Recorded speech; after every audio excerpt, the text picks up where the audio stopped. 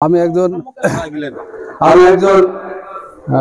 আখ চাষি, কিন্তু আমার আখ চাষ করতে যে বহু সমস্যা।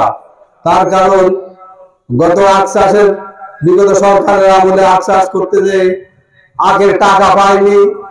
আখের টাকা না পাওয়ার কারণে এই আখ থেকে আমরা পিছায় গেছি। এই জন্য আমরা আর্থিকভাবে ক্ষতিগ্রস্ত হয়ে গেছি।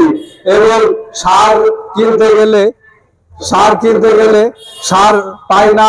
ধানের আবাদ করতে গেলে সার ব্যবহার ধান করতে পারি না। 1000 টাকা বস্তা সার, সেই সার 1500-2000 টাকা বস্তা কিনতে হয়। এবং কীটনাশক 1 নম্বর কীটনাশক পাওয়া যায় না। অনেক ভেজাল। সারের দাম কম চাচ্ছি এবং সঠিক কীটনাশক চাচ্ছি। আব্দুল আজিজ, ভবানীপুর 1 নম্বর জোয়ার ইউনিয়ন, ভবানীপুর 9 নম্বর ওয়ার্ড। আর প্রশ্ন হলো, আমরা যারা কৃষি কাজ করি, সরকার কর্তৃক যে বীজ সারগুলা দেওয়া হয়, সেগুলা অ্যাকচুয়ালি যারা কৃষি চাষ করে তারা পায় না। যাদের জায়গা জমি নাই, ম্যাক্সিমাম তারা যে সেগুলা পায়। আমি চাচ্ছি যারা মেন কৃষক, যারা জমি চাষ করে, তাদেরকে যেন সরকার কর্তৃক যে বীজ সারগুলা দেওয়া হয় তাদেরকে যেন দেওয়া হয়। যদি একজন ব্লক সুপারভাইজার পর্যায়ের লোক, সেখানে আপনি আজকে যদি আওয়ামী লীগ বেছে বা নিজের পছন্দের মতো লোককে সার দিয়ে থাকেন, তাহলে সার কৃষক পাবে না। সার পাবে স্বাভাবিকভাবে আমি সন্ত্রাসীরা, আমি চোরেকারীরা, যেখানে মানে প্রকৃত পক্ষে যারা সার পাওয়ার কথা তাদের কাছে এসে পৌঁছেনি। আমার বয়সে যারা আছেন তারা একটা জিনিস লক্ষ্য করে দেখবেন।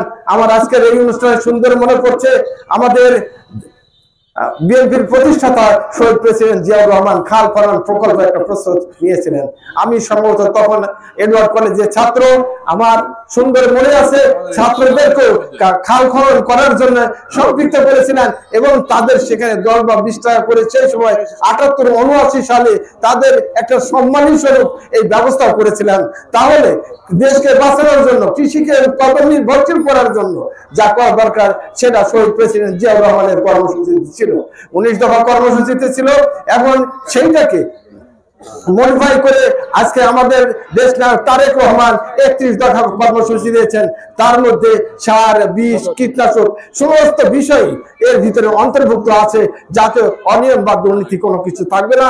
আশা করি আপনারা আজকের অনুষ্ঠানে সবাই এক জায়গায় একত্রিত হয়ে আমাকে দুটো কথা বলার সুযোগ দিয়ে এবং আমাকে প্রশ্ন করার জন্য আমি আন্তরিকভাবে ধন্যবাদ জানিয়ে আজকে জুয়ারি এই কৃষক সমাবেশে সবাইকে ধন্যবাদ জানিয়ে আমি আমার বক্তব্য এখানে শেষ করছি। আসসালামু আলাইকুম ওয়া রাহমাতুল্লাহি ওয়া বারাকাতুহু।